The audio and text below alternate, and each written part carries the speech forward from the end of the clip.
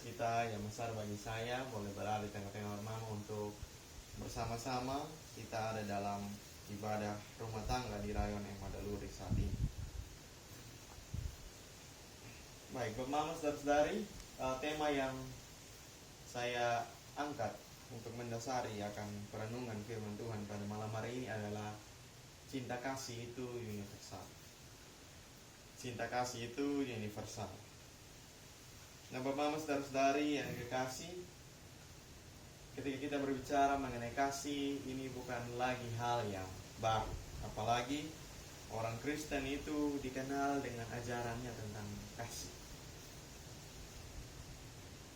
Nah, hari ini kita membaca dari pertama Yohanes yang menekankan tentang cinta kasih itu yang seperti apa.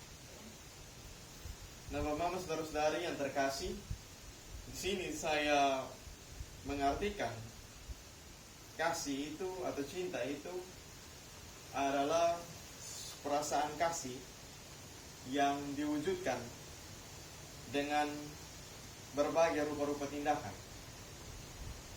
Cinta saya definisikan sebagai perasaan kasih yang diwujudkan dengan berupa-rupa tindakan. Nah, karakter dari cinta ini adalah kerelaan. Kerelaan untuk memberi. Itu karakter dari pada cinta. Nah, teks yang hari ini kita baca bersama sangat menekankan tentang kasih itu sebagai tanda, sebagai bukti bahwa seseorang itu benar-benar adalah seorang Kristen yang sejati. Dan kasih yang diwujudkan dalam tindakan sehari-hari kita bukanlah suatu hal yang dilakukan berdasarkan pada keinginan diri sendiri, melainkan itu semua dilakukan oleh karena kasih yang berasal daripada Allah, yang Allah terlebih dahulu tunjukkan. Kita dapat melihat hal itu dalam ayat yang ke-7. Nah, pertanyaan bagi kita untuk kita renungkan adalah kasih Allah itu yang seperti apa? Seperti apa itu kasih Allah? Nah, Bapak-Bapak, saudara-saudari yang terkasih, dalam hal ini Yohanes ingin memberikan pengertian bahwa kasih Allah itu bukan sebatas tindakan dari Allah. Bahwa seolah kasih dan Allah itu adalah dua hal yang terpisah. Tidak demikian. Menurut Yohanes, kasih adalah hakikat dari Allah itu sendiri. Dia adalah nilai diri Allah. Dia satu dan tidak dapat dipisahkan. Sehingga Allah bukan sekedar memiliki sifat atau karakter kasih, tetapi kasih itu adalah satu hakikat yang melekat dari diri Allah sendiri. Ini memiliki arti bahwa Allah yang mempunyai sifat kekal itu yang tidak terbatas di antara ruang dan waktu, tidak terbatas pada zaman, itu memiliki nilai kekekalan, dan itu adalah kasih. Sehingga Allah tidak pernah satu detik pun tidak mengasihi. Dia terus mengasihi. Nah, ini mungkin berbeda dengan apa yang kita lakukan. Di dalam keseharian misalnya kita melakukan tindakan kasih oleh karena ada kemauan atau ada keinginan tertentu. Ada kepentingan-kepentingan tertentu yang hendak kita inginkan atau kita miliki. Tergantung pada situasi.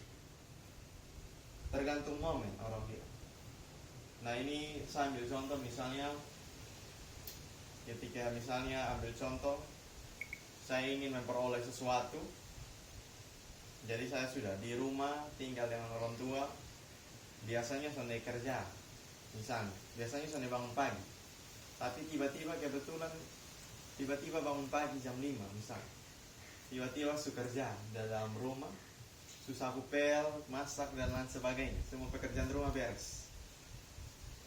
Nah, kalau begitu saya bangun mungkin heran, ini ada yang biasa begini.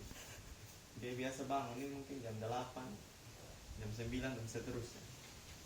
Nah, ini saya lakukan oleh karena ada kepentingan tertentu. Supaya misalnya saya mendapatkan uang jajan yang lebih misalnya, dan berbagai tindakan lain. Saya melakukan tindakan itu oleh karena ada kepentingan. Sehingga nilai kasih yang saya berikan itu tidak memiliki arti yang sejati. Bukan karena kerelaan. Karena definisi tadi, cinta itu adalah memiliki karakter kerelaan untuk memberi. Ada ketulusan di situ. Nah, Bapak-Bapak, saudara-saudari yang kekasih, kasih yang kekal itu lalu dinyatakan secara sempurna dan utuh melalui Tuhan Yesus Kristus. Dia datang ke dalam dunia, di dalam wujud manusia untuk berkorban bagi kita, mati dan bangkit untuk menebus kita dari hukuman dosa. Itu dapat kita lihat di ayat yang ke-9. Sehingga Allah itu bukan hanya bilang, aku mengasihimu, aku mengasihi manusia. Tetapi lebih daripada itu, Allah membuktikan kasihnya itu. Sehingga kasih yang disampaikan oleh Allah itu bukan sebatas hanya ucapan, tetapi dengan kerelaannya dia datang langsung menjumpai kita ke dalam dunia untuk memberikan diri dan dikenal oleh manusia. Nah, saudara-saudara yang terkasih, kasih yang telah dilakukan oleh Allah ini terlebih dahulu bagi kita, ini merupakan satu jalan bagi kita untuk kita dapat melakukan kasih. Kita dapat mengasihi orang-orang di sekitar kita, sehingga kita dimampukan untuk mengasihi dengan kasih yang Allah sudah tunjukkan terlebih dahulu. Nah, untuk itulah Yohanes memberikan penekanan penting akan perintah untuk saling mengasihi. Yohanes mau bilang kalau Tuhan sudah kasih tunjuk itu kasih itu yang seperti apa, maka katong ini lakukan itu. Tuhan susah yang katong sebagai manusia yang kotor dan berdosa, Tuhan sudah mau mati untuk katong, maka sesama katong yang manusia katong lakukan juga itu. Nah, pertanyaan bagi kita adalah siapakah yang disebut sebagai sesama kita? Apakah sesama di sini hanya berarti sesama keluarga inti dalam rumah, sesama teman, sebaya, orang terdekat, atau siapakah yang disebut sebagai sesama? Nah, sesama yang dimaksudkan adalah sesama ciptaan, siapapun mereka, apapun mereka. Sesama manusia, sesama terhadap alam, ciptaan Tuhan, dan lain sebagainya. Sesama ciptaan, siapapun itu. Nah, itulah kasih yang Allah perintahkan, kasih kepada sesama ciptaan.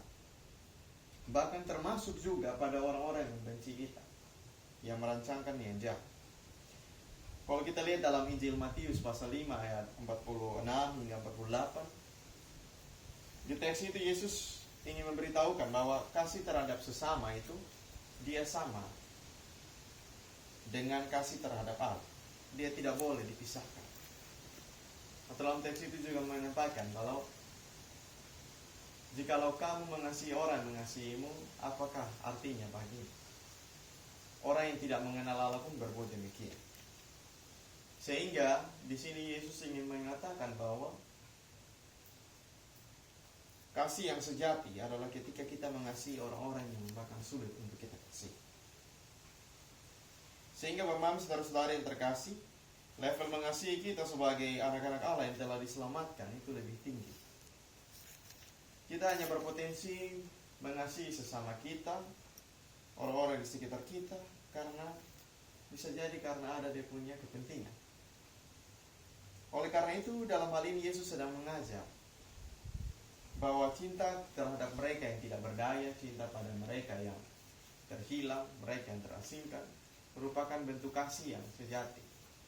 Karena itu tidak didasarkan pada kepentingan tertentu, termasuk pada mereka yang membenci kita.